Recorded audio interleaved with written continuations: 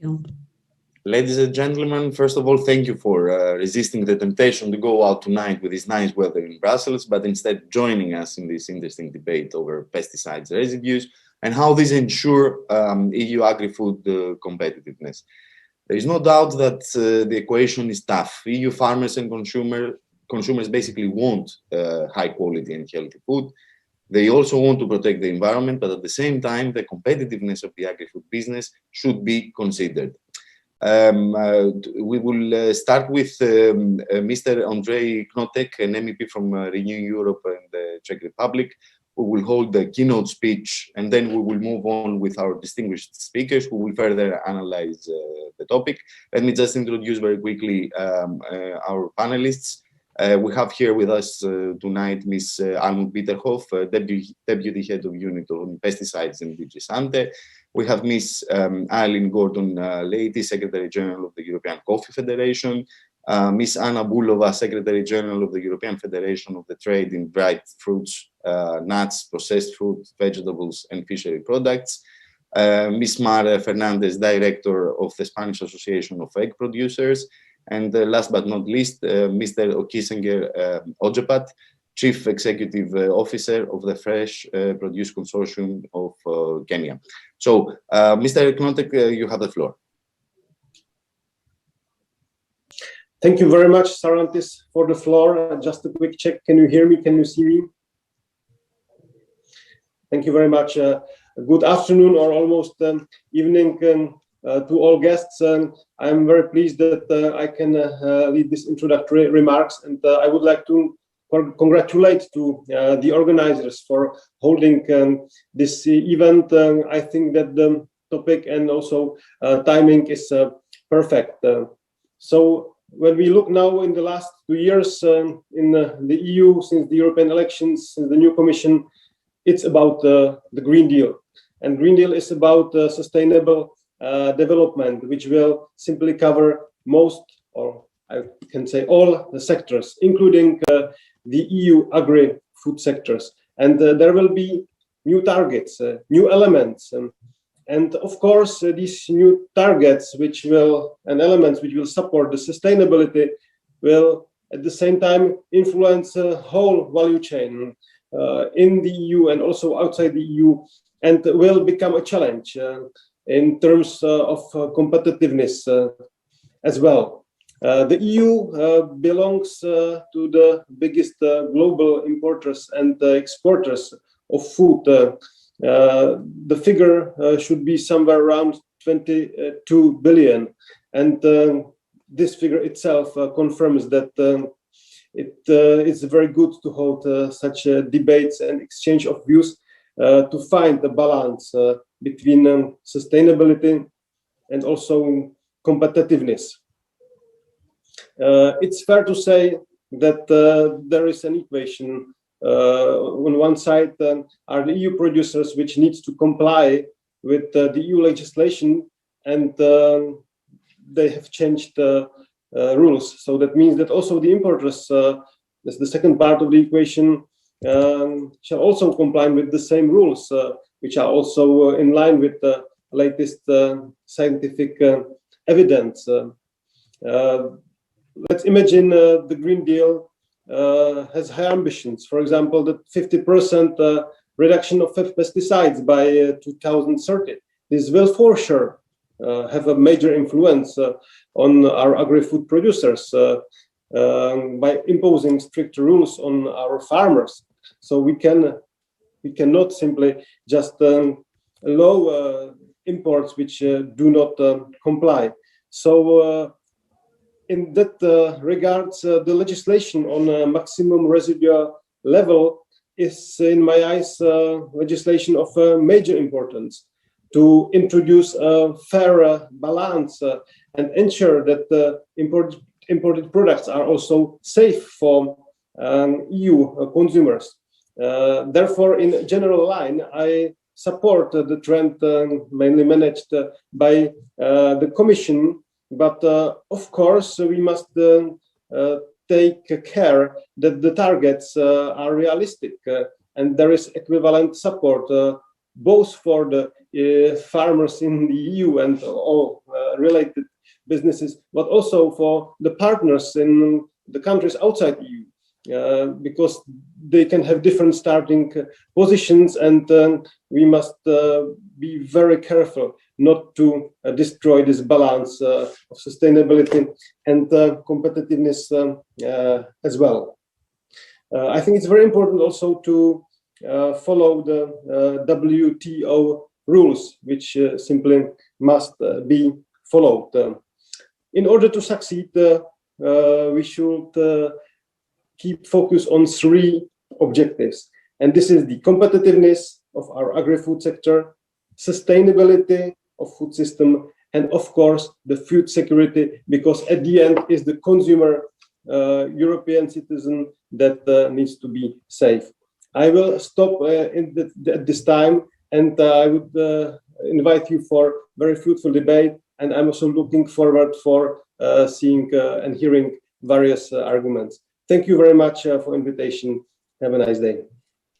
Thank you, Mr. Knote.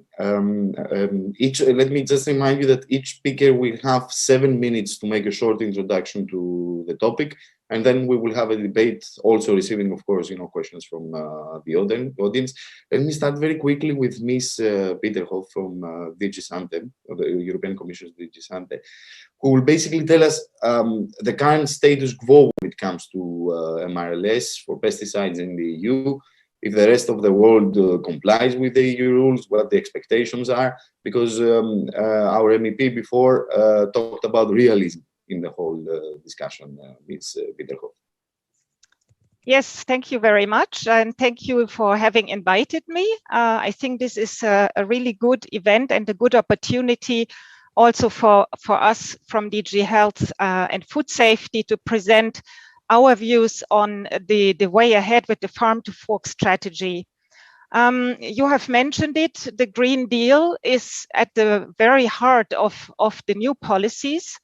And we have in May 2020 seen the farm to fork strategy published, which is really a novelty because it will aim at bringing together many important things and will focus a lot on sustainability. I would like to say that it's very important for the Commission that we are able to fulfill the very ambitious goals of the farm to fork strategy, and that finally we are able to lead the transition to EU food systems that are sustainable, but they also safeguard food security, that ensure access to healthy diets, and also, of course, are in compliance with any environmental and climate ambitions.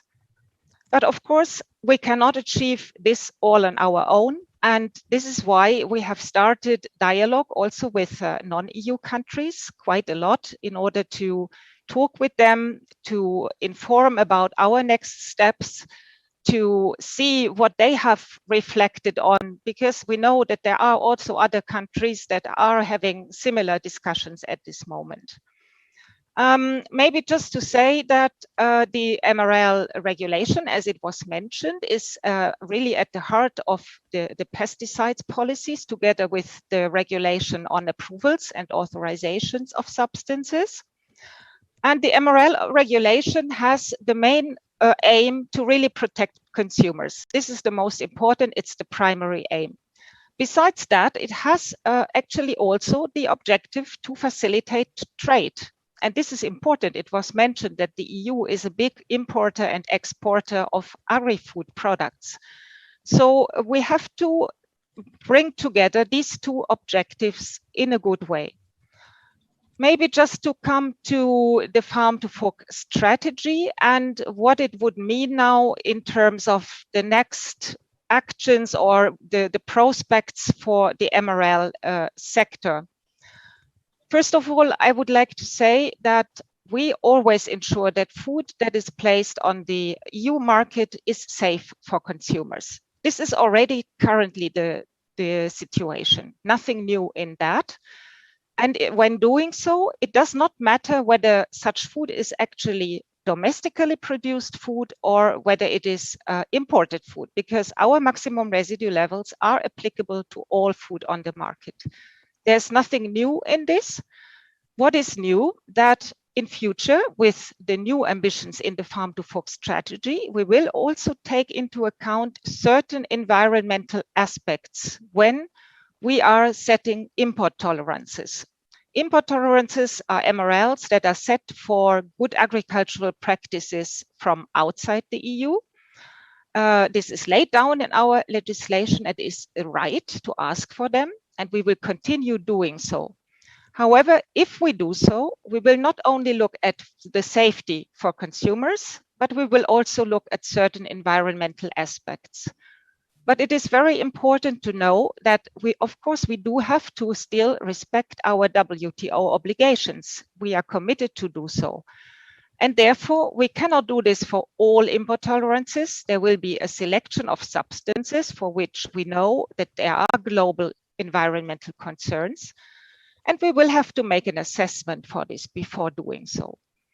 So I think it is important to say that it's not an exercise that is aiming to prohibit all trade or to make the life of third countries difficult. It's an exercise that would help to get to better sustainability all over the planet, because we know that in the EU alone, we cannot achieve that target. As maybe some more concrete actions, we have reflected on how to really put that into practice. And we have identified 2 areas for which we could do a bit more than now and for which we could be more ambitious. One of them relating to the protection of pollinators. Everybody knows that we have negative impacts of pesticides on bee populations. It's not the only impact on bee populations, but we know that certain substances belonging to the neonicotinoid groups, for instance, have these effects. But we still have MRLs for these substances, and the plan would be to lower them and also not to allow any more import tolerances for this particular group of substances. The same reflection for substances that are accumulating in the environment, that are toxic and accumulative in the environment, the so-called PBT substances, that would come on top of the already existing provisions for the POPs, the persistent organic pollutants, for which we have international law that is already banning them. So this is quite important to understand. We, for the moment, are targeting really particular groups of substances and not all import tolerances. I think I will leave it at that. Everything else we can discuss. We can have reflections on different aspects on this, but I think I leave it with that for an introduction. Thank you very much. Thank you, Ms. Bitterhoff. I mean, you raised a couple of issues that will definitely receive questions during the discussion. Now, it's interesting to hear the European coffee industry point of view, and Ms. Gordon, how basically MRLs have impacted or are expected to impact your industry, considering that you import a lot from third countries.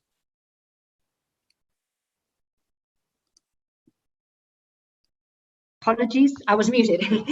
Apologies. Thank you so much for the question, but a big thank you to all the organizers and the hostess of this event for your kind invitation for us to come along and be able to share a brief overview of the difficulties that our coffee producing countries are encountering to rapidly adapt to changes in the EU MRLs. First of all, we really want to acknowledge the hard work that the European Commission is doing on this aspect, in particular DG Health, to secure the health of EU consumers, which is absolutely paramount, and now the desire as well to protect the environment. We think this is very, very important. However, we would like to highlight a couple of facts that introduce difficulties in the coffee producing countries to be able to adapt rapidly to these new import requirements. But beforehand, please allow me to introduce myself and our federation. For the past 40 years, the ECF has been the umbrella organization of the European coffee trade and industry, and we embody 15 national associations and 31 corporate members. Approximately, we represent an import volume of 3 million tons of coffee every year, which represents approximately 35% of the world coffee traded volume. So as our moderator was indicating, we do import large amounts of coffee.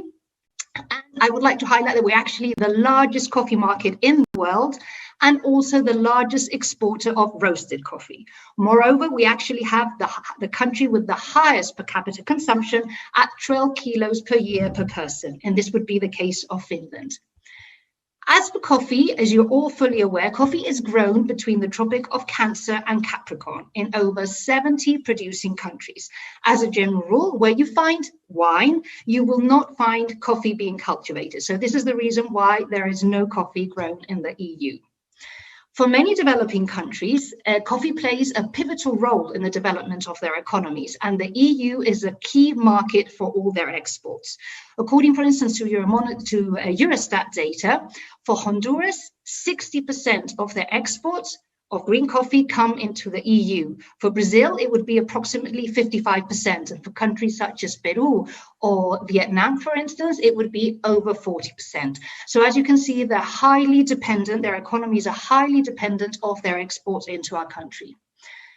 Also like to highlight that each producing country is absolutely unique in its way. It faces the challenges when it comes to protecting their crops from weeds, pests, or disease, for instance. As a result, each producing country has their own good agriculture practices to ensure that their coffee, their green coffee, meets the highest standards to be able to be exported all over the world. It's not an easy task because, as you are aware, there are many consumer countries. There is no international harmonization of MRLs. So this is why we would like to take this opportunity as well to encourage the EU to follow the Codex system, just as Mrs. Witterhoff has referred to the importance of Codex, and maybe even encourage other countries to follow suit and really try and find a harmonized approach, because this is really important for producing countries that need to adapt to the Canadian, to the American, to the Japanese standards. Therefore, having a unique harmonized system would really facilitate their job. I really want to highlight that the coffee producing countries are really keen in being able to adapt to all the new requirements that are coming, approximately coming because of the Green Deal.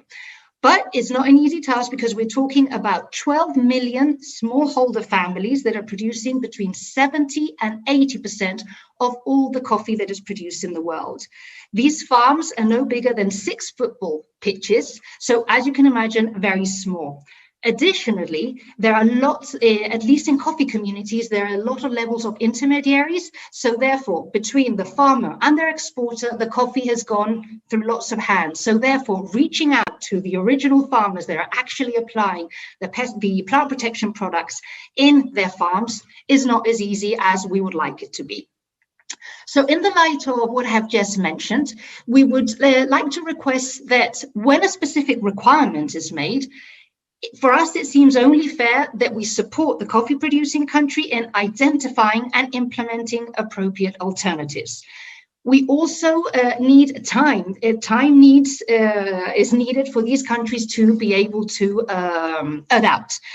And we do not wish to see that coffee farmers are penalized when legally treating the crops. We really have to highlight that today they are producing legally their crops in their countries of origin. But if there's a quick change in regulation, they cannot adapt from one day to the other. They really need time in order to do so. And I would also like to highlight that since the coffee is harvested in the coffee origin, it takes at least a year for that coffee to reach the shelves of any EU supermarket. So we really need to be able to anticipate these changes for them to be able to implement the change. Because, for instance, if a weed killer, for instance, they're not able to use, or they're not able to use a specific product to treat the pest, they need to find alternatives. Otherwise, we do risk losing that crop.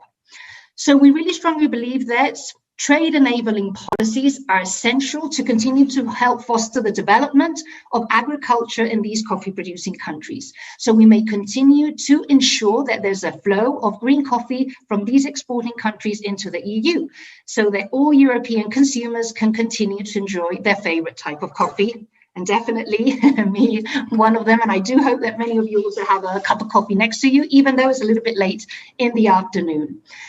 So last but not least, I would like to highlight that as ECF, we shall relentlessly continue to engage with the different EU institutions to be able to raise awareness of the difficulties that coffee producing countries can encounter when they have to rapidly adapt to all these changes. We shall continue to promote good agriculture practices, and we will continue to liaison with producing countries through the International Coffee Organization, for instance, or via different multi-stakeholder sustainability initiatives and so on, because our ultimate goal as ECF and our members is to ensure the sustainable growth of the coffee value chain and to ensure that it's a healthy coffee value chain. So thank you so much for your consideration, and we really look forward to a stimulating and fruitful conversation. Thank you. Thank you, Ms. Gordon. Yeah, but personally, I believe that coffee should be taken seriously in this conversation. I'm a big fan. Now, let me go to Ms. Bulova for a short introduction. Actually, could you tell us more about your industry and its composition in particular? Because if I'm not mistaken, you consist of SMEs mainly. How this whole discussion affect your industry? Okay, thank you very much. Just to check that you can hear me correctly. Perfect. Thank you. So first of all, thank you. Welcome to everybody, and thank you very, very much for the invitation. And I would also thank the speaker from the Parliament for setting the scene, and Ms. Bitterhoff for highlighting very clearly that the imports have to meet the exact same levels than the EU production. So that's quite important to say. That's also the point that I would like to repeat. And also to say that I agree with many of the things Ms. Gordon has said previously. To reply to your question, well, I speak on behalf of the FRUCOM, and that's the EU Association of Importers of Dried Fruit, Nuts, Processed Fruit and Vegetables, and Processed Seafood. So you can see the background behind my head. Very important products indeed, accompanying your cup of coffee sometimes. So basically what I want to say next is that these are mostly SMEs.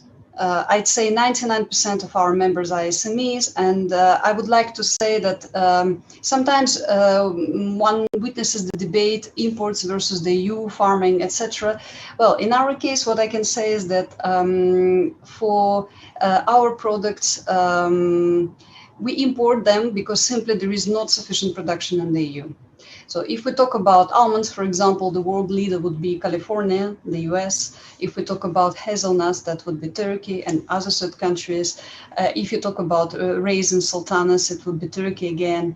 For pistachios, that would be the US, Iran, Turkey. So it's produced elsewhere. Of course, there is a EU production as well, for instance, for currants in Greece, for hazelnuts in Spain, in Italy, almonds in Spain as well, in some other countries. But by and large, the imports are essential for meeting the demand of the consumer, but also of the processing industry, because many of those products are ingredients for food production. And since we depend so much on the origin countries, we do work a lot with them, and they are represented in FRUCOM as well, alongside the European members. So that's quite important. And what I wanted to say is that the imports must meet the same MRL levels as the EU production, as we already mentioned. And in fact, I would like just to quote a couple of figures as comes out from the recent EFSA report, which was published this year, and no doubt many of you have seen. Food of the EU origin and imported food meet by and large these MRLs. So just to quote some figures, it was found that in 2019, 96% of samples were below the MRLs. And if you consider the measurement uncertainty, only 2.3% of samples were not in line with the European legislation. And I would like to say that, just as Ms. Gordon has already mentioned, consumer safety is of paramount importance, but of course, the European importers must meet the EU law.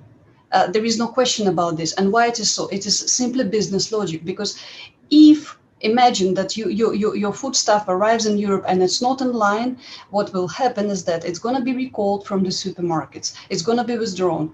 It's going to be even destroyed in some cases. And you will damage the relationship with your client. You will damage the relationship with your supplier. You will damage your reputation vis-a-vis the consumer. And this is something that you will not take lightly, as you would imagine.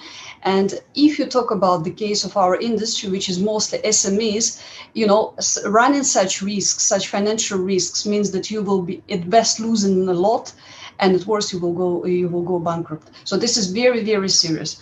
And that's why people invest, you know, they put a huge effort in meeting the legislation. And in particular, you know, people do see what's going on in the origin countries. There are checks, there are contractual obligations.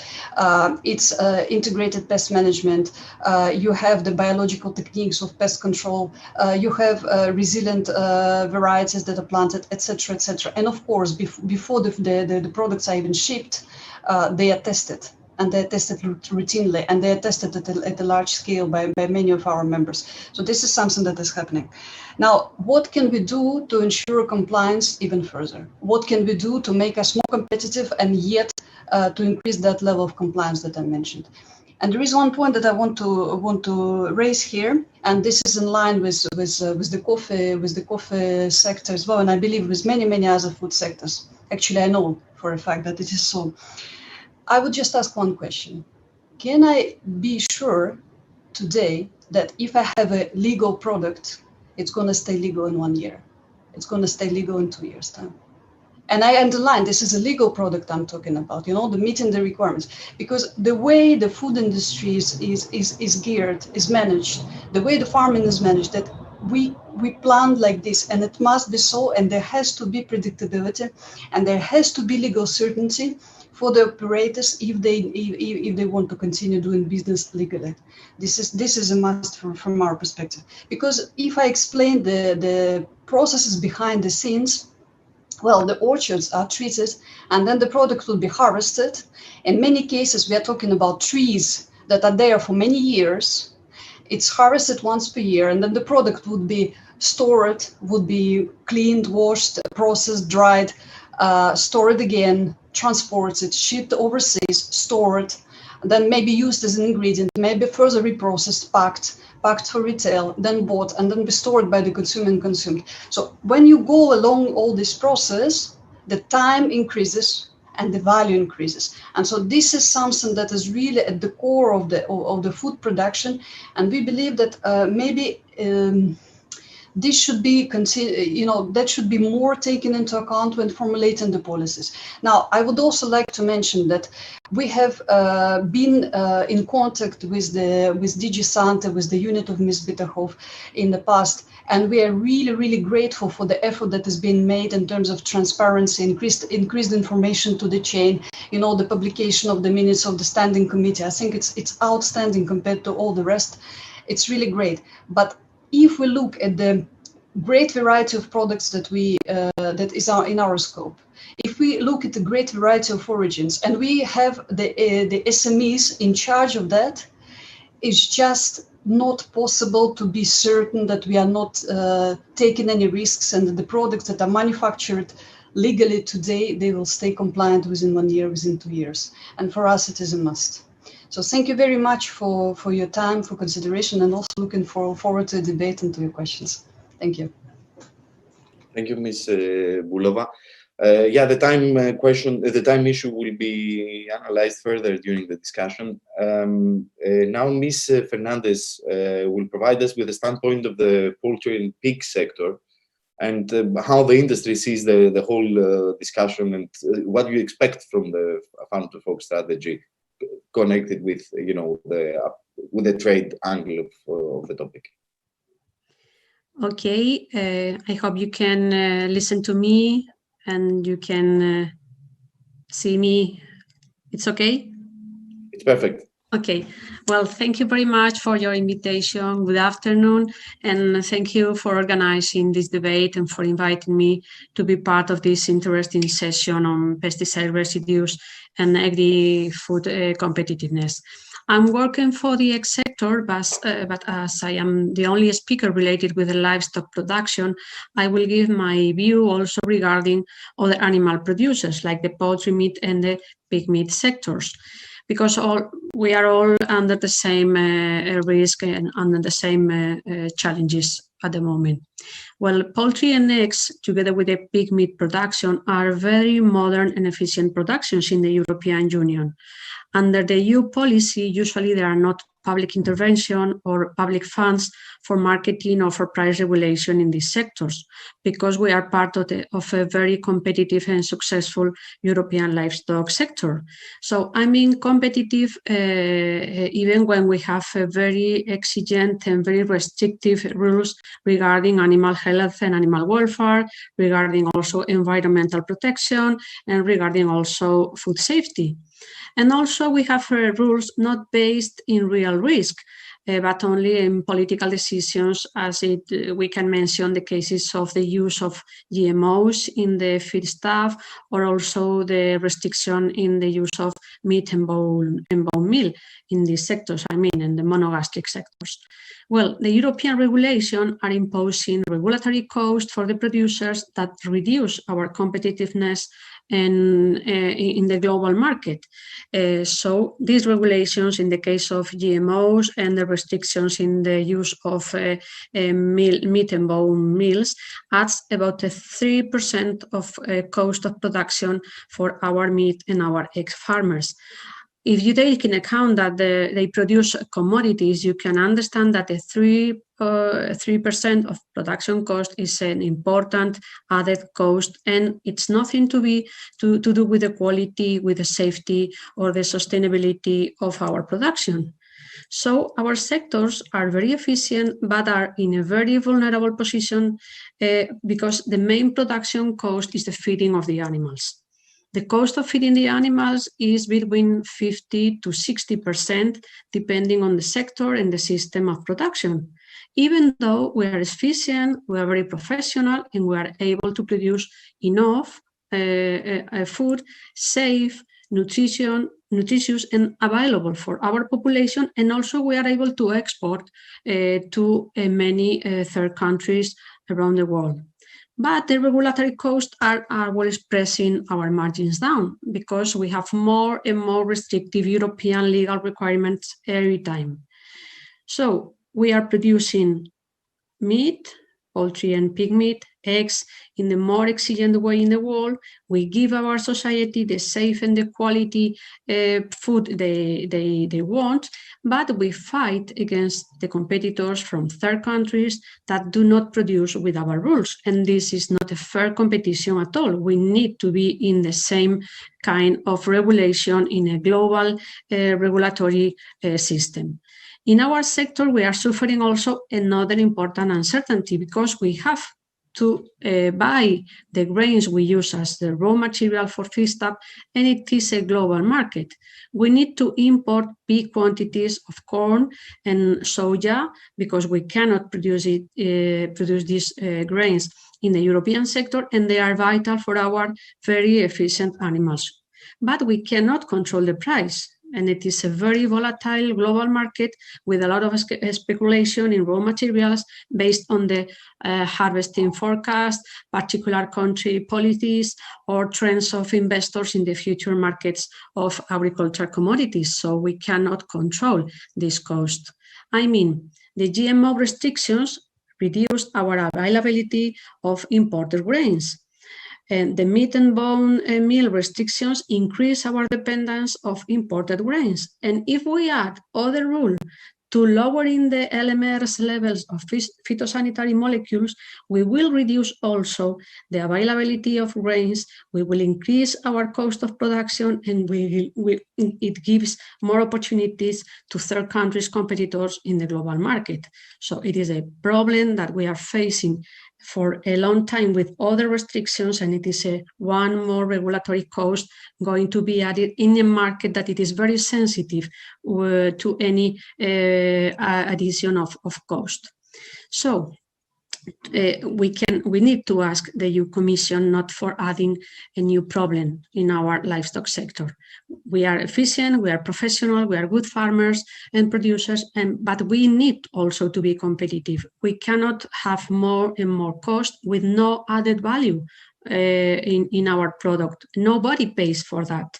And I have to ask to you, let it work under a fair and scientifically based rules. We need to continue producing, respecting the food safety, respecting the environmental and the health regulations, the welfare of the animals, the sanitary rules, and we need also to make an advantage of this kind of regulation, of this kind of model of production.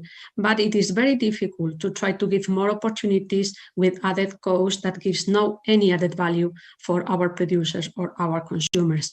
So we need to be in a fair competition in the poultry and pig livestock sectors in the future, and we cannot bear another new rule with more restriction with no advantages. We have the best and the more sustainable animal production in the world, but we can be defeated in the global market by third countries if we are not able to have the similar rules and the similar competition situation under the global agreements in the food production and trade. So we need common global rules, we need to have a scientifically based rules, and to maintain our position between the best producers of meat and eggs in the world. That it is our the desire, of course, our vocation. So I have to take the advantage of having here our speakers from the Parliament and from the European Commission to say, please, take our voice in account, because we need your support on this point. We cannot bear more uncertainty in our activity. We have enough uncertainty for the moment, and we need to continue producing and to continue doing it well in a fair global market. Thank you very much. Thank you, Ms. Fernandez. Last but not least, Mr. Ojapat, I wanted to ask you, Mr. Ojapat, how third countries see Europe's MRLS system. I mean, do you see Europe as a green front runner that you need to follow, or it's an extra burden for you? Thank you so much for inviting me to this discussion. I hope you can hear me well. Thank you very much. I'm happy that the panelist is full of the ladies, a gender that is sensitive. Thank you for that organization. And kudos to all the ladies for the good presentation that we've made. I come to you this evening from Nairobi, Kenya, in the center of Africa. And from where I sit, this is a good forum for us to soberly discuss the matter at hand. And whereas EU is our biggest importer today, our biggest market that we have, the current food to farm to fork bill and the Green Deal, as we refer it from this side, is for us showing us that, listen, we are being edged out. Because whereas we respect the jurisdiction of the EU in making decisions for and on behalf of their people, it is critical that the partners herein be involved in this engagement. I do not believe that we have been sufficiently consulted as partners, that are trading partners, and I do not think that we have sufficiently engaged with the WTO rule in terms of engagement, because I believe strongly that as a trading partner changes rules and regulation, it is the responsibility of the state partner to bring the other partners on board to a level that the other partners are able to fulfill the said changes, so that that is not used as a barrier to trade. I'll take an example of the reduction of pesticide by 50% come 2030. And I want to let you know that we are in the tropics. And there are certain pests that are in the tropics that are not found in the EU and shall never found in the EU, as long as the environment that EU operates in remains the same. There are therefore specific pests that will always be found in Africa, and particularly where I am, than they'll be found anywhere else. And it's important that we look at it.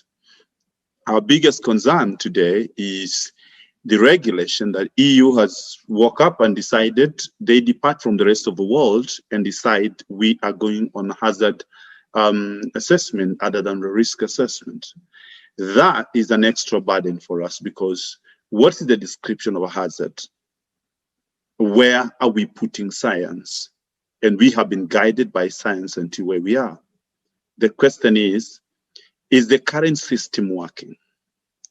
And if the current system is working, why don't we put our heads together and only point fingers on the weakest points, other than departing from the norm that we know? We have been working together. We have worked through the codex system. We have respected the codex MRL. So when EU sets up the EU MRL and the rest of the world sets up the codex, works with the codex, what are we doing? Are we saying that EU now is confident they can feed themselves and they don't want to trade with the rest of the world? Assuming today that the EU, just like EU has done, that every continent goes ahead and sets their own MRLs, what will happen in the world? Are we throwing away WTO's process of engagement, of withdrawal of registration and withdrawal of plant protection products? Are we talking about sustaining the businesses, or are we talking about putting more barriers? Whereas EU suffers from a problem of excess, perhaps food waste, Africa, from where I see it, is struggling with food security. And it's about availability first, and then the rest is discussed. We still have parts in the world that are struggling with availability. In Africa, 40% of the arable, we are currently at 40% of our potential with the use of plant protection products. If we withdraw the use of plant protection products by 50%, you are saying that Africa has to go down to 20% of its potential, instead of pushing forward to 60% of where we're looking at here, so that we're able to produce more, we're able to produce variety. Of course, ensuring that we are compliant. And I'm glad that DG Sante is represented here. The engagement between Kenya and the EU is very clear. Let's discuss. I am looking at a scenario where I want to look at the Green Deal and say, friends, can we be invited on the table? Can we sit as partners?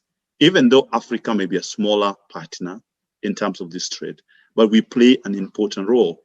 We control 40% of the flower industry into Europe. By mere stopping using, by cutting 50% of the use of pesticides, they're telling us to go off that business, perhaps up to 20%. We have jobs. We have men and women that rely, and then we are in a smallholders environment. And I'm glad with Eileen, who says, listen, they are basically getting coffee from the rest of the world. So if EU insists they want to work with the EU MRLs against Codex, the rest of the world is using Codex. What's going to happen? Are we going to change completely and depart from it? Or do we want to collaborate and say, friends, this is our dream, but how do we engage to ensure that it works for all of us? We currently looking at, does Africa then move out of EU and start looking for alternative markets? Or do we look at EU that has been our market as a brother, a big brother, and say, can we engage and ensure this? So as I come to a close, I want to say this, that for us, it's about compliance is the order of the day and the language that the world understands. It's about compliance to whatever regulation, whatever standard, that is not to be compromised. We are looking at competitiveness. By withdrawal of this pesticide, our cost of production is going to be very high and will not be profitable. We're looking at sustainability. How do we talk about sustainability if we do not have food, if we're not food secure? How do we even start discussing about sustainability? We're talking about food safety. Who is going to talk about food safety if we do not have security, food security? So which one comes first? Is it the safety or is it the security? Then we look at the environment. if we talk about the environment, we're glad in Africa that we're working very well trying to ensure that 10% forest cover is covered. Can we engage and find out what to do? And I'm looking at here, can the EU sit together with Africa and say, we would like to build the capacity of the trading partners until the level when they are able to collaborate, considering the climatic condition in every place? Then we sit on the table and say, hey, on this one we have succeeded, let's execute together. Lastly, brother, I am happy that the parliament is represented here. I want to ask a very genuine question. Who tells parliamentarians that they own the world? Where have we put science? Where is the voice of other professionals that we have let politicians get into parliament, make a ruling, make it a law tomorrow, and put us in a situation that we are not able to? Can we please deal with science to inform us on progressive? And I'm looking at innovation, I'm looking at growth, and I'm saying I wouldn't like anyone to feel superior than the other, but let's find a level playing ground. And I could continue. So we want to depart from the current, we want to say to the EU, whereas we respect your position, you are our biggest trading partner.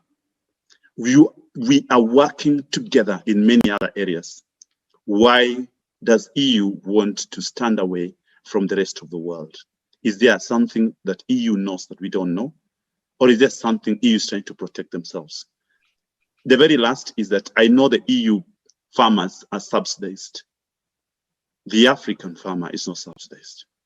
How do you expect the rest of the world to compete with subsidized farming?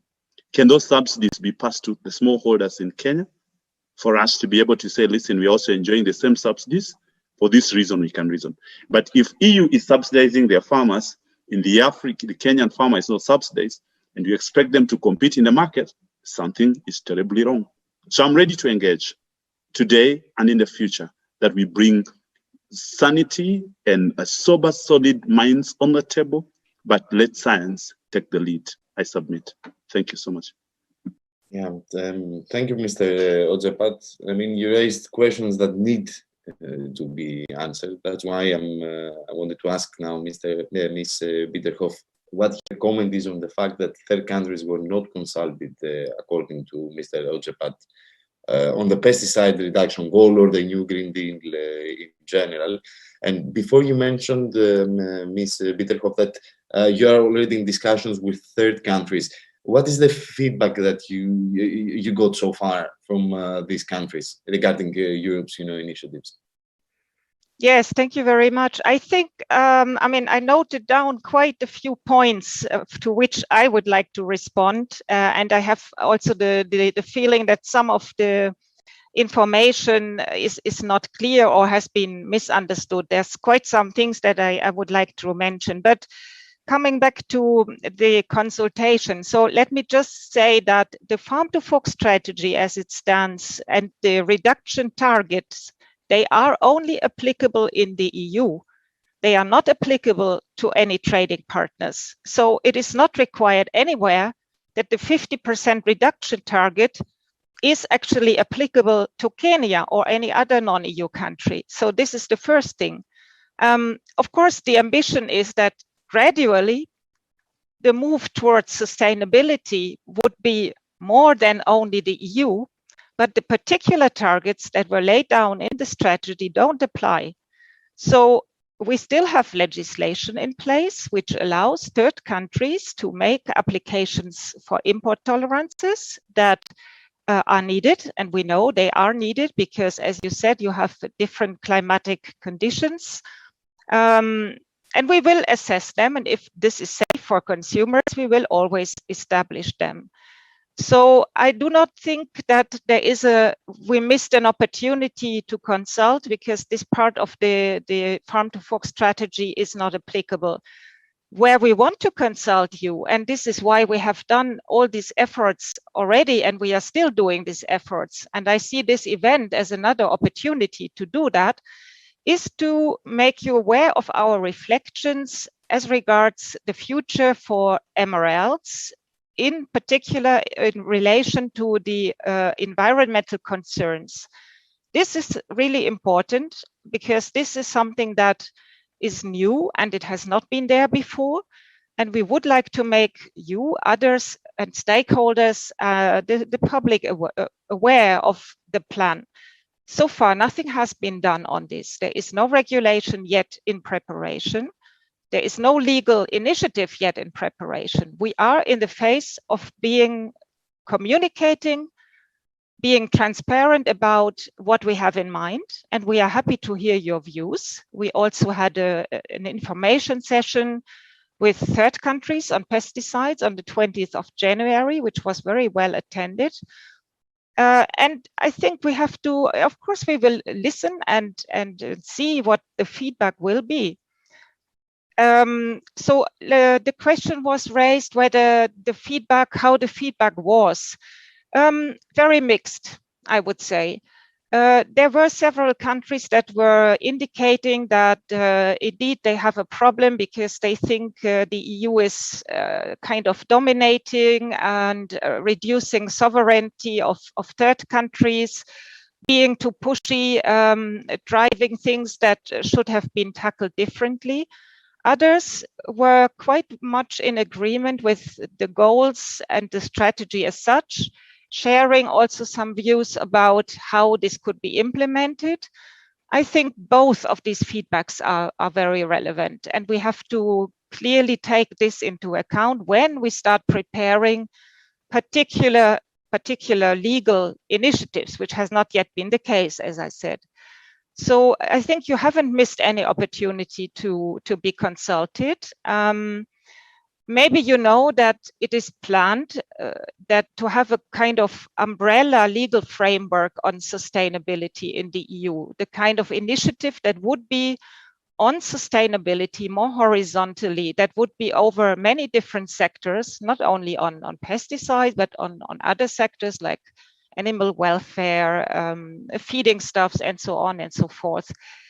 This is also not yet there. So we will have, just at the moment, we have some kind of workshops ongoing to see how this could be structured. But of course, once there is more advanced work, there will be a proper consultation. There will be an impact assessment. The better regulation tools will all be used. There will be consultations of all types of stakeholders, third countries, and so on. So we are in a very early stage. And maybe also to take up a few points that were made previously. For us, the idea of sustainability is a holistic approach, and it will need a lot of effort from everybody. And we are all aware that this cannot be done tomorrow. And for sure, we have to acknowledge that time is needed to implement this properly. And we always have been there also to give support and to share our knowledge, to share our technology. And I think this is something that cannot only be done by the EU alone. All stakeholders have to help. I see also the need to be in the same spirit for any trade organizations, for the industry, because what we need is also chemicals or non-chemicals replacing those that should not be anymore on the market. If we say we want to move towards more sustainable products, we are talking about more low-risk products. But we are aware that many countries still rely on chemicals, as does the EU currently, and there will be need and support needed for the transition towards these products. So yeah, so I think this would be my first reaction to the question. We will see whether there's anything else to discuss then later on. Thank you. Yeah, let me have a follow-up question on the impact assessment that, okay, you will come up with legislation, impact assessment and legislative proposal, etc., etc. But I'm sorry, in your initial thoughts, in these initial discussions, do you see a severe trade impact on the trade when it comes to the upcoming legislation? Do you fear that the potential impact on trade will actually potentially hold the EU green ambitions slightly back? Well, it's difficult to say before we have the figures. I would say, of course, we will all have to make efforts to move into that direction. In the medium short term, we will have to be careful to this for sure. But I think there are also opportunities. There are new opportunities opening up because this new sustainability framework will also be about consumers and consumer expectations. And I believe there we have to acknowledge that many consumers want to move into that direction. They want to know what they are buying. They want to know how what they are buying is produced, where it is produced, under which condition it is produced. And there is a strong, very strong trend that we see recently into this particular direction. And I believe that there will be a lot of more power from consumers buying such products. So there is competitive advantages for those that would move as fast as possible. But I also see, of course, in the interim phase, we have to manage well that transition period. This cannot be achieved tomorrow, for sure not.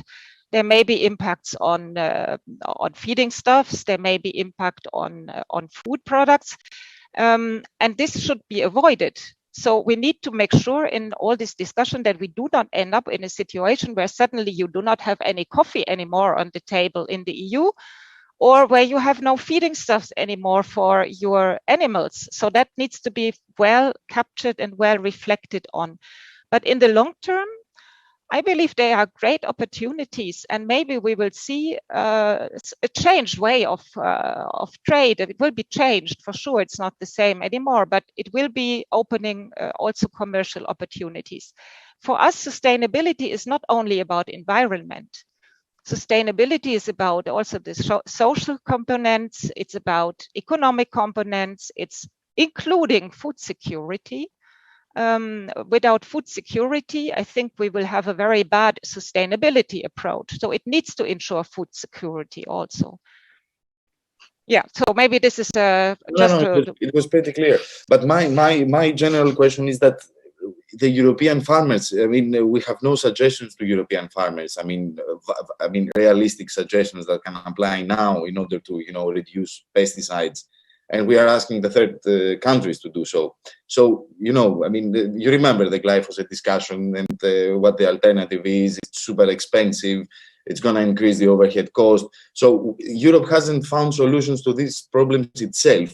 And I see that we are asking others, to come up with alternatives as well. But let me ask a general question to all the panelists, which is also coming from the audience. Do you fear that prices may be affected if we move on with these proposals?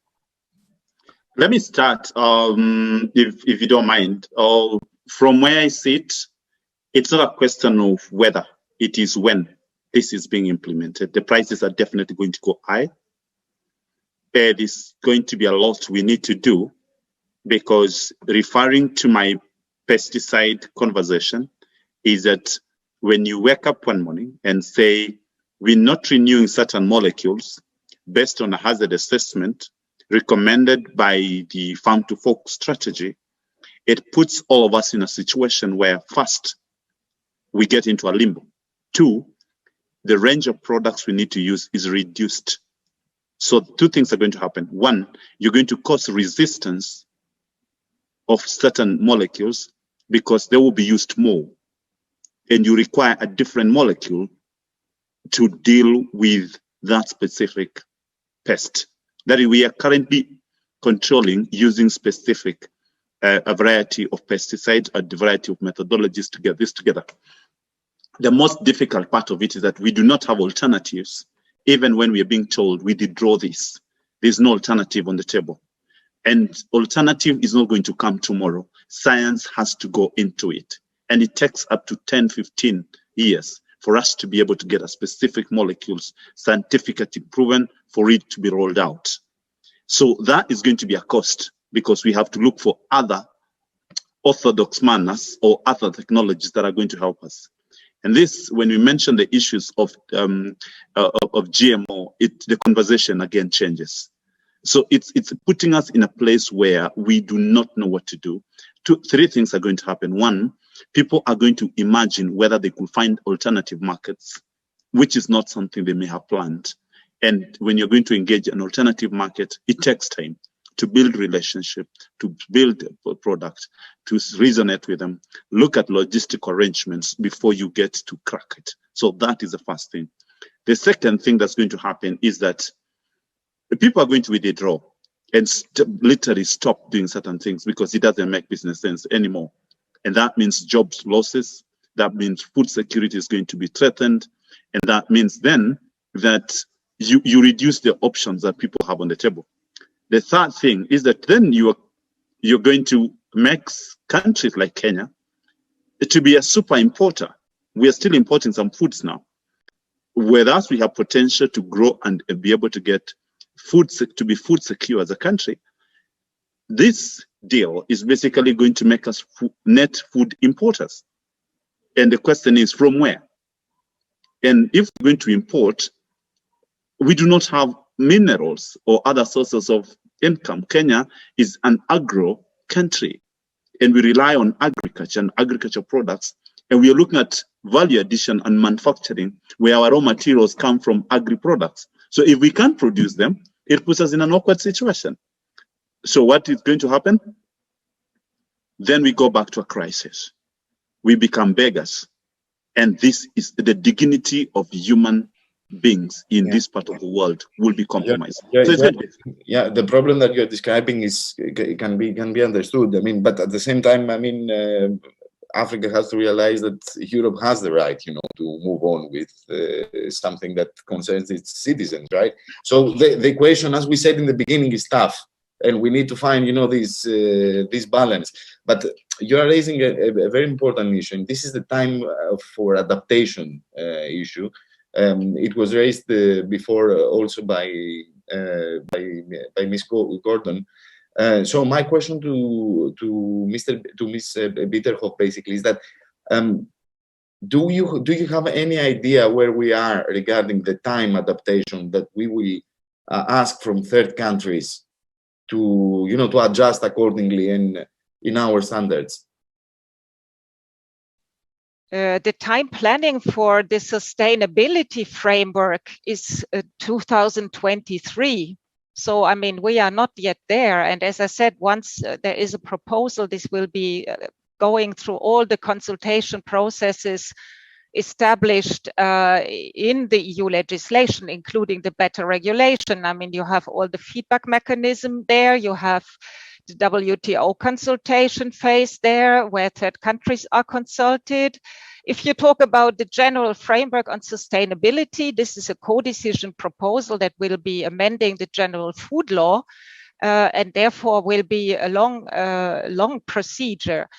If we talk about the specific MRLs that I was referring to in my introduction on neonicotinoids, these are implementing regulations. But what we are doing here since last year is informing everybody about our intentions.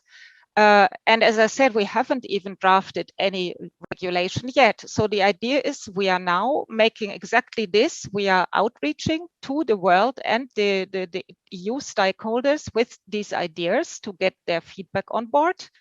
And if we think it is considered useful and right, we will do a proposal at a later stage, which then undergoes the whole procedure that we have for MRL setting, including the procedural steps. This takes 2 years normally also. I mean, that we are not talking about something that will be there tomorrow. We are also not talking about something that will be there suddenly by end of this year. But we are preparing the grounds, and we want to really get the feedback before we even start doing this. This is exactly the reason why we have had meetings with all types of stakeholders in the SPS committees. We will also have talks in Codex Alimentarius, in international fora, and in the context of trade agreements. So there are many actions to raise awareness. But I want to stress again, we are talking here about a couple of substances. We are not talking about the whole range of insecticides, herbicides, fungicides. We are talking particular here for the moment about 2 neonicotinoids and 2 or 3 substances that would fulfill the criteria of being POPs, persistent organic pollutants, or PBT substances. And this definitely will have, in my view, no really major impact, because for all of these substances, there are alternatives. And we know that neonicotinoids are harmful for bees, and they are harmful for bees as well in the EU, as well in Kenya, as well elsewhere. So I think there is a need to look at this really with respect to the facts and also the science that we have to clearly showing that these problems need to be tackled.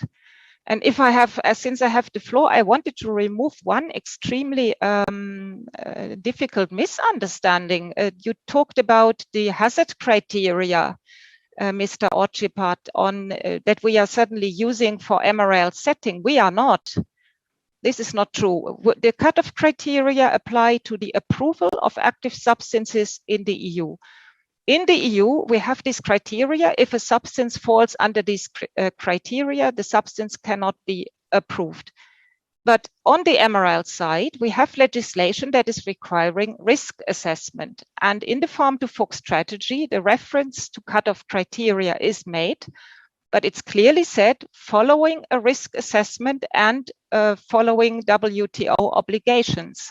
This means nothing will change. We are not going to suddenly use the cutoff criteria in the MRL regulation to reject import tolerances or Codex maximum residue levels.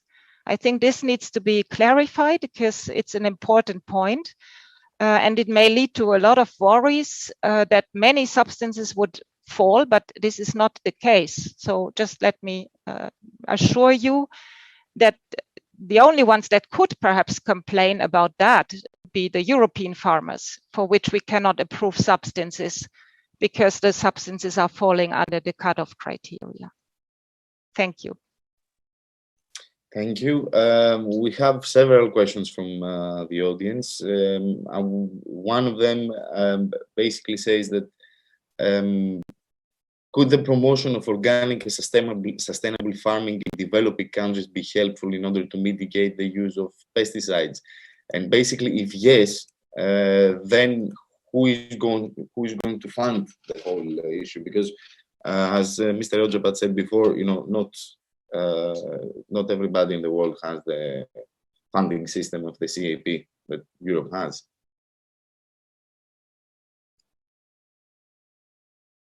Maybe I could try to at least answer that in some regard. I would like to draw on the conversation we had. We had a large event last week within Frucom with the participation of a company involved in organic farming and processing of organic products in Turkey, who spoke on behalf of his business, of course, but also on behalf of the sector. So I just wanted to assure the Commission and the rest of the speakers and the audience that where the alternative methods can be used, they are being used. Where the low impact methods can be used, they are being used. Where the organic agriculture can be developed, it is being developed. And of course, it is, you know, the sales channels are being sought and the consumer is being offered those products. Now, where I do have a doubt, and I think many people would echo that, is that we can move from one day to the other to have such a substantial conversion into you know, a very, very substantial part of the products being offered to the consumer becoming organic suddenly. So, you know, we need to follow a little bit what the consumer demands, not only what the consumer says it demands, but what the reality is in the market and what is being bought and what is being offered and what people agree to pay for. So to summarize, it exists. It can be a solution for some countries and some sectors to a certain extent, but it's not a magic wand. Thank you. Ms. Bitterhoff, you would like to say something? Because I can't see clearly from... No, actually not. I'm not a specialist on organic farming, but just maybe to say that I believe that it's an important part, but it's certainly not addressing all the issues. Organic farming needs a lot of land in the first place. So there are other problems coming from organic farming, because you will have a much higher need for land than now, and we will have to also take all of this into account. I think it's not a magic solution, but it's one piece. And there may be other solutions that need to go along with it. But as I said, I'm not really a specialist on organic farming. This is DG Agri is dealing with it, and I'm actually quite sure that there are programs for third countries. I could try to find out and maybe get some help on this particular point. Yeah, I have another question for you, which comes from the audience as well. One participant says that import tolerances requests are expensive, and non-EU producers lack the necessary data to ask for it. How will the EU sort this out? Well, usually it's the applicant is the industry who makes these requests. It's not required that any organization in the third country does that. If the industry is not willing to support, it's happening sometimes, then there are options, like there are organizations like the COLEA-CP, which is helping in such cases, also to get the funds and to support requests from, let's say, small farmer organizations that want to make such a request. Maybe it's a minor use, it cannot be supported by the industry. So these opportunities all exist, but most of the time import tolerances are actually submitted by the particular industry who is paying for it. And yeah, I mean, of course, it comes at a cost, but it needs a dossier that is prepared to show the safety. But I think it's still worthwhile doing it.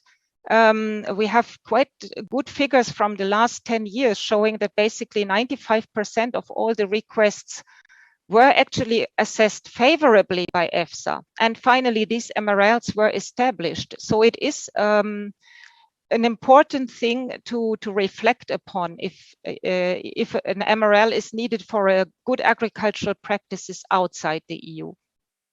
Thank you. There are also a lot of questions regarding the COVID-19 impacts on the whole discussion. Whether these delays, these parentheses that we had the last year, will basically affect the EU legislation. Delay somehow, the whole discussion. If there are some thoughts to take a step back, or no, I think not. We have heard some requests some time ago that all the EU legislation making should be put on hold because of COVID, but we cannot trade in the EU legislation making that is for consumer safety with an excuse of COVID. No, I think there the line is very clear. We will not halt activities that are ongoing due to COVID, but there are of course helps out there. If there is a problem, if there is the need for assistance, we have plenty of tools to assist. So it's not that we leave the rest of the world alone with these projects that we are putting into the farm to fork strategy. The idea would be to really put together the ideas and developing these ideas further together. It's not the EU wants to impose the standards that it has to the rest of the world. I think then we will not manage. It will not work. We need to have acceptance. We need to have true engagement. And I believe that there is a need for more communication even. I think it's maybe not enough. We have to do more. And to also listen to others. I'm looking a bit, maybe there is also some ideas out there from other countries, how they would address similar questions, because we know that there are these questions in many of non-EU countries as well. And I think this exchange is really needed and important. Thank you. Thank you as well. And now a question for Ms. Fernandez from the audience as well. Will these new restrictive upcoming regulations bring more safety and sustainability to the livestock sector? And if you have calculated the cost that these upcoming regulations may entail? I'm not sure what you mean when you say more restrictive, because what will be done in the sustainability framework will just set out a few principles and criteria for sustainability.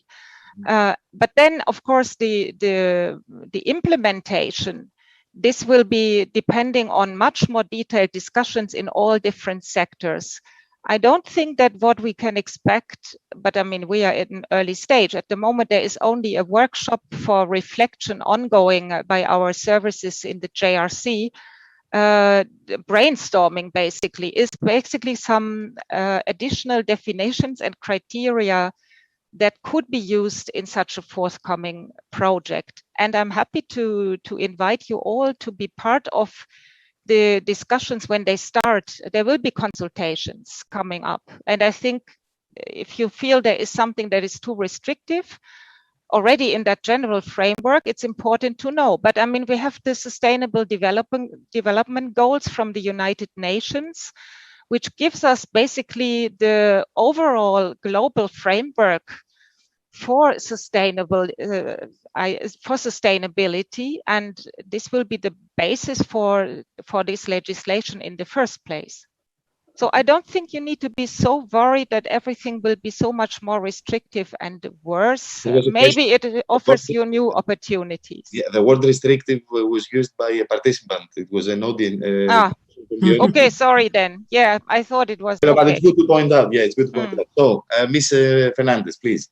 Okay, taking the point of the question, in the livestock sector and the part of the sector I know better, that it is the egg production. Of course, we can see that there can be more restrictions in the future.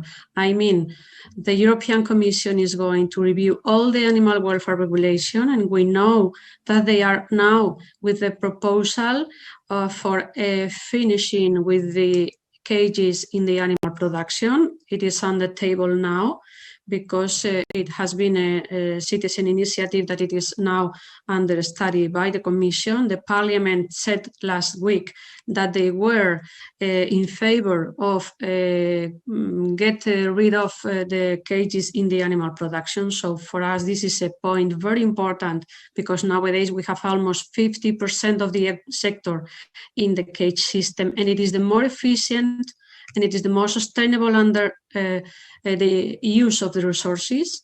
So this is one point that it is a very concern for us.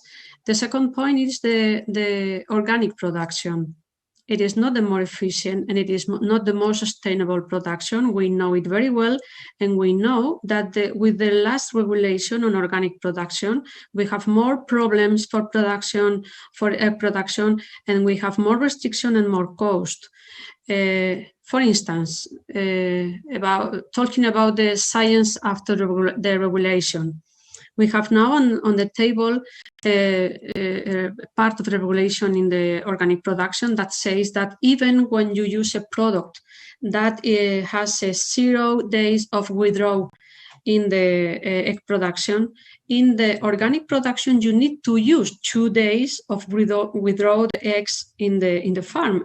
That not make any sense. If you have established in this molecule, in this product, a 0 withdrawal days, you cannot put 2 only because your production is organic. If it is safe in this case, if it is safe for the other case, it is only a matter of, well, increasing the requirements of all the organic production. So of course, we have fear that the new regulation, the farm to fork strategy, is going to impose more restrictions. But talking about the question of the reduction in the phytosanitaries or in the pesticides or whatever we have to call that. Our importers, our producers and importers of commodities from the third countries. And the global market is very tensioned, very volatile. And you have your harvest of soy and the corn harvest mostly sold in every part of the world. If the European Union is going to put some barriers, some restrictions, of course, for us, it's going to be more expensive to buy this kind of commodity, because we need a specific kind of commodity that it is not the normal one. So for us, of course, can be a more cost in our production. And which is the fear that we have? We feel that we are now in a very sustainable, very efficient, a very good production. It is safe, it is good for the welfare, good for the sustainability, efficient, and so. And if we are losing competitiveness, we are going to give a space, to give room for third country competitors that are not going to do things like us the same way, as good as we do that. So we want to remark that we are very good in the livestock production, in pig, and also in poultry and eggs. And we don't want to leave our space for third countries' production that are not so sustainable and so safe and so good as we do.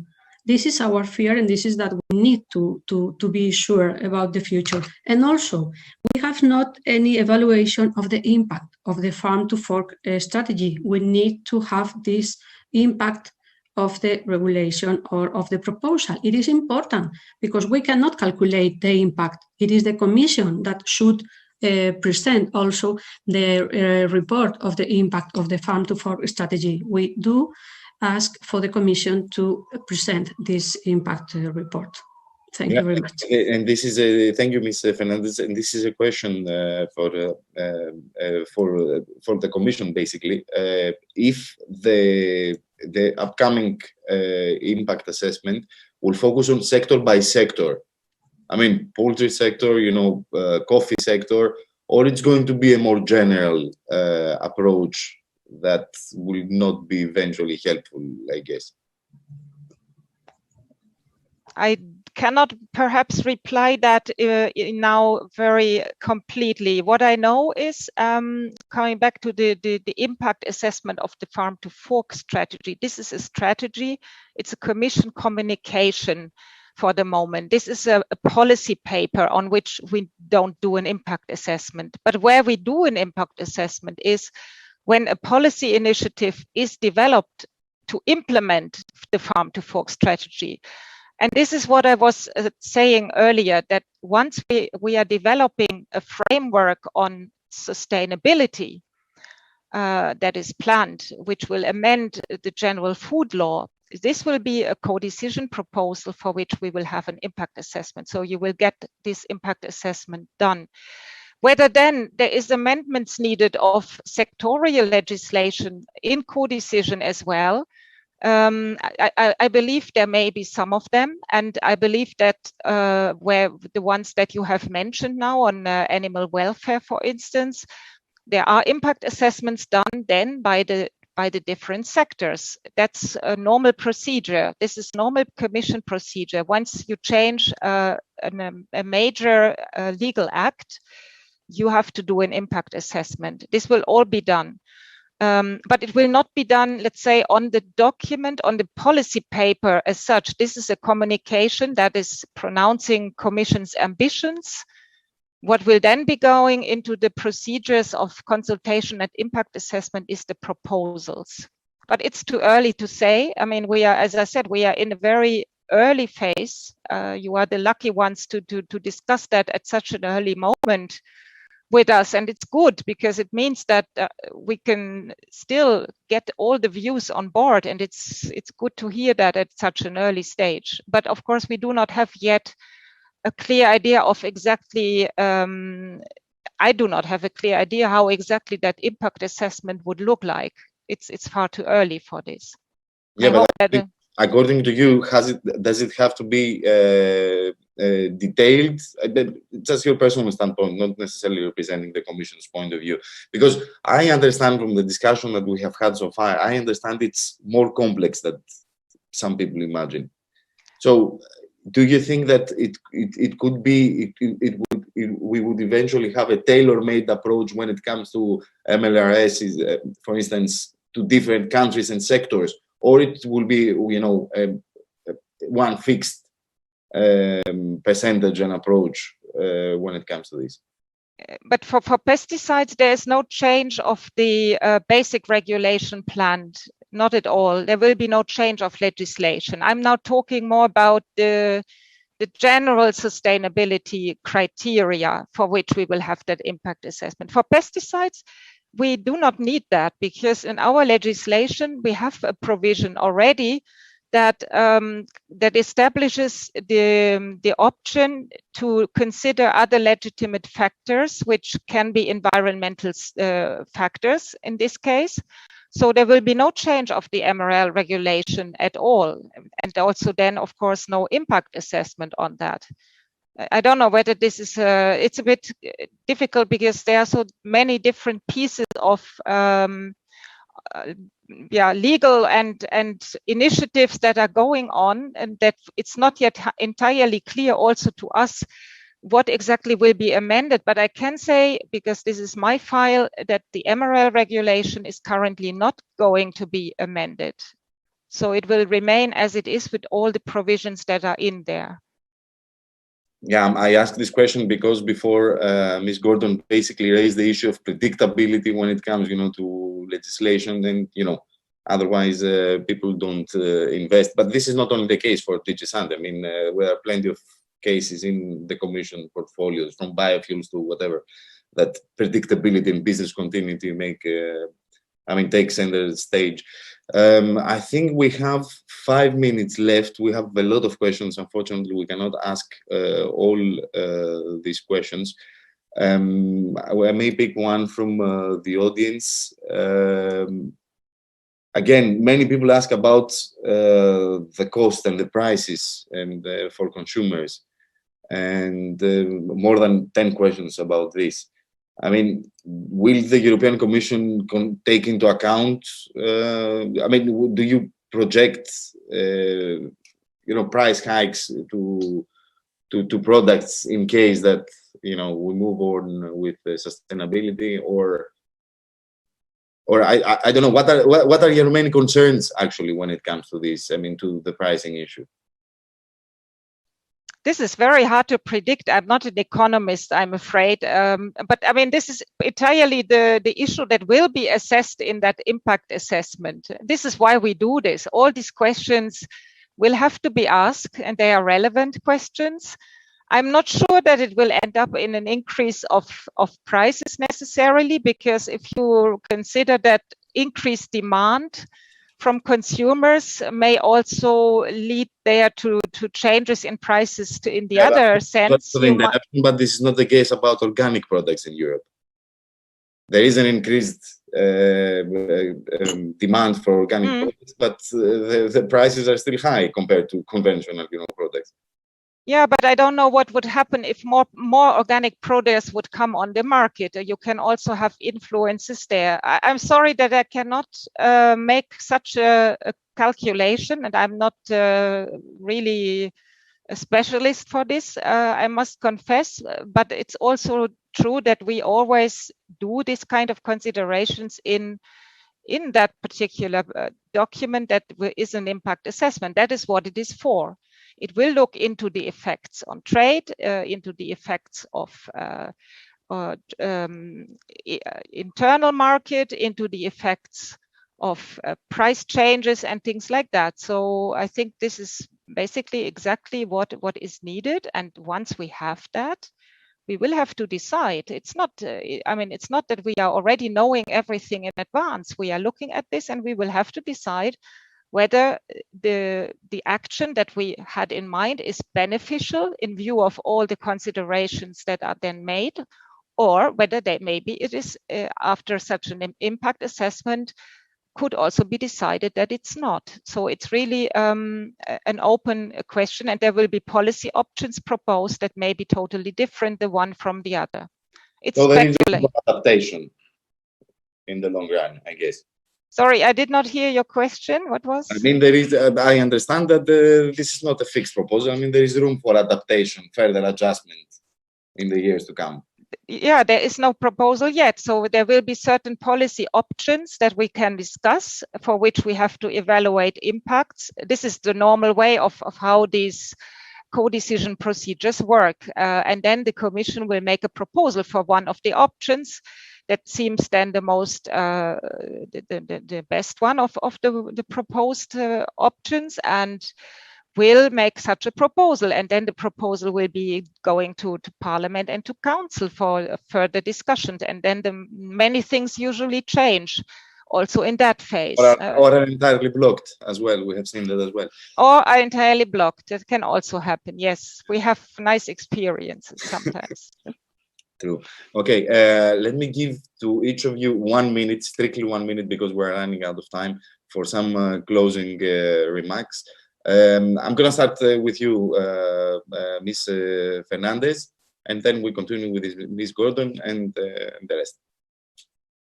Just stick to 1 minute. Okay. Yes. Okay. Thank you very much for giving me the opportunity of saying only that we expect that the future of the European policy and the European strategy for farm to fork give us the opportunity of being more sustainable, but more sustainable in the proper way.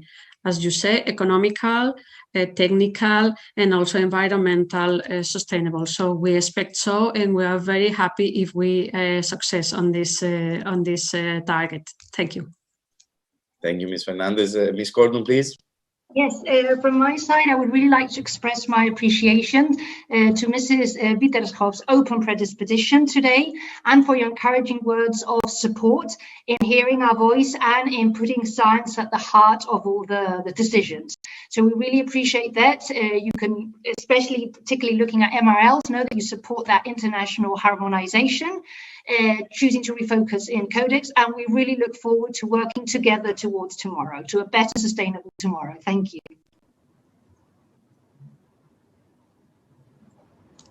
Optimistic messages. Thank you, Ms. Gordon. Ms. Bulova, please. Yes, thank you very much to everybody for the debate. If there is one message that I want to stick with the participants, is that we need predictability of any changes. This is not about the future. This is not about environmental criteria and farm to fork or anything. We need it now, and we needed it yesterday. And the way we plan farming products, production, trade, etc., we need to have a space of at least 2 years predictability for any changes, even today. Thank you very much. Thank you, Ms. Bulova. And Mr. Ojebat, and we close with Ms. Wiederhof, please. Thank you so much. Mine is just to say thank you for inviting me to be part of this conversation. And what I'm looking at here is looking at each other as partners, friends, and colleagues in this journey. We are stronger together. And let's talk, let's engage, so that we agree on a better way, better world, and together, let's get to know that the arable land is becoming smaller by day. Technology and science must be given its space. Thank you. And last but not least, and let me thank you personally, Ms. Wiederhof, as well, for your active participation in this debate. And some closing remarks. I mean, the main message you would like to deliver when it comes to the upcoming changes. Yeah, I thank Mr. Ojepat, because this is pretty much also at my heart to say that we can only achieve things together. And I appreciate very much this discussion today. It has been a very interesting and fruitful exchange for me also to hear what all of you think. I believe that we cannot do this alone. We need to do this together, and it's challenges. The climate change is coming. We feel it every day. Right now here in my office, it's something like 35 degrees. I have the impression we all know that this cannot remain. The world needs to do something about it. And we have a challenging work ahead of us, but I'm quite convinced that if we do that properly, and if we don't rush, but we do it in a reflected and well thought way, there will be a lot of benefits for all of us in the end. Thank you. Thank you as well, Ms. Bitterhoff. So we have to close the session. Thank you all for participating, the panelists, the very interesting questions from the audience, the participants. The point is that I couldn't ask all the questions. It was more than 30 questions that we received. So I wish you all a nice afternoon, and looking forward to the next to the progress of this ongoing discussion. Have a nice evening. Thank you very much. Thank you. Thank you. Bye bye. Thank you. Bye.